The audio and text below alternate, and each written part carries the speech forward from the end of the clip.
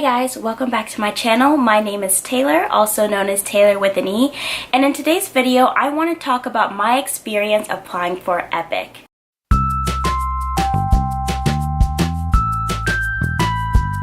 So in this video, I'm going to go over a brief overview of my EPIK application timeline and what you should expect, what it was like during the interview, and any advice I have for those of you thinking about applying or in the process of applying. I know when I was going through this crazy long process, it always helped me to read timelines from other applicants just to prepare for what was ahead and to put my mind at ease at certain times because it could get really stressful in the waiting period. But do note that each person's experience through this EPIK application process is different, and this only represents my personal experience when I was applying, but hopefully it gives you a better sense of what to expect when you apply. I also want to note that I applied through a recruiter, Greenheart Travel, so someone who may have applied around the same time I did but applied directly to EPIK may have a different timeline than I had.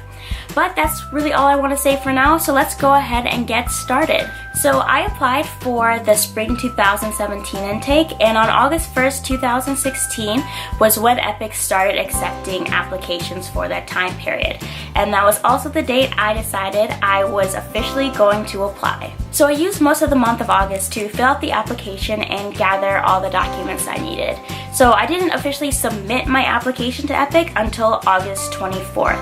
And from there it was really a waiting game to see if I was chosen to interview. So rather than just sitting around, I decided to use that time to get some other documents in order just in case I moved on to the next stage. I ordered 2 sets of my university transcripts, printed photos for the hard copy of my application, made copies of my degree and got them notarized at UPS, submitted my fingerprints for the criminal background check, sent my background check to get it apostilled once I got it back, and went to my local Secretary of State's office to get my degree apostilled. Apostilled?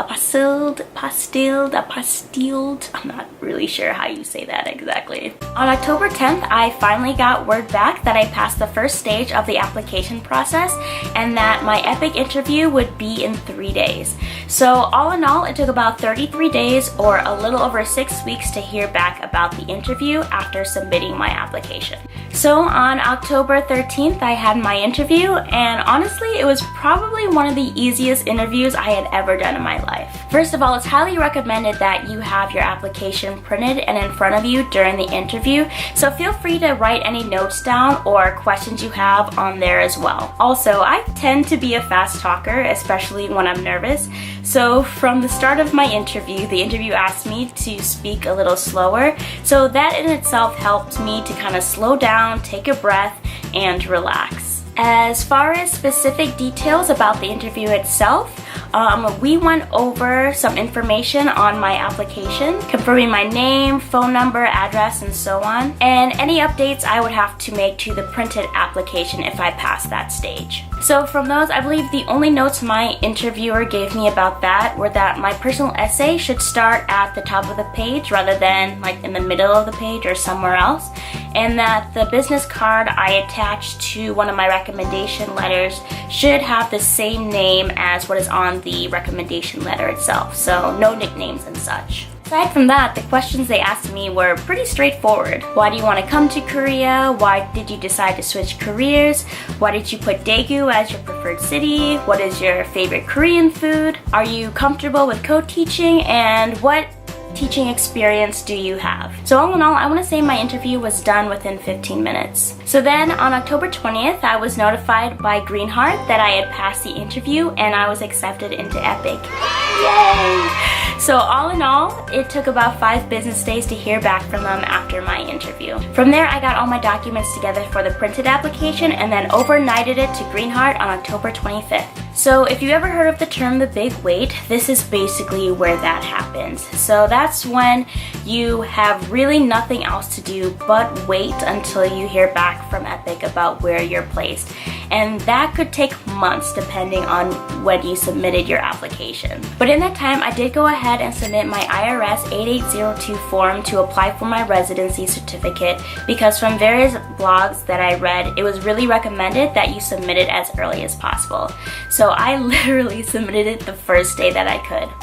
But basically what the residency certificate does is that once you submit it to your school and they submit to whatever tax office in Korea is, it will prevent you from being taxed in Korea for 2 years. So other than that, I was still in the big wait period, and EPIK didn't start sending out placements until December 14th. I actually didn't get mine until January 5th, and as you guys know, I was placed in Daegu.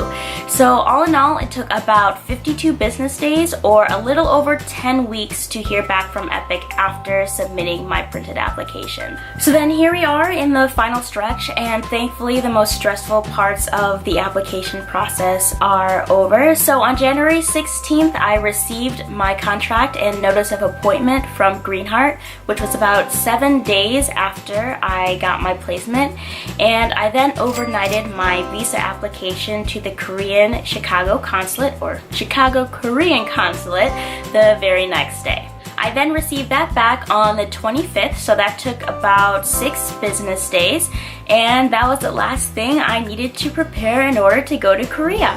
So about $439 and 169 days later, I was finally set to move to Korea. So the total amount is a little inflated just because there are some fees that I paid that I didn't mention, such as for the fingerprinting for the background check, the second set of photos that I needed for the visa application, and then some other miscellaneous printing fees that I had. But yeah, that was basically my EPIK application timeline for spring 2017. So I hope that helped for those of you who are thinking about applying to EPIK or those who are already in the thick of it all. If you want a more comprehensive look at my timeline, I will include a link in the description box below. So I guess if I had one piece of advice for you guys, it would be to definitely get your application in as early as possible, and definitely try to be prepared every step of the way. And personally for me, going through a recruiter definitely helped with that because they helped keep me on track. And if you guys have any questions at all about this process or anything about Korea, feel free to leave a comment in the comment box below and I'll try to get back to you as soon as I can. So I hope you guys have a wonderful, amazing day, and I will see you next time.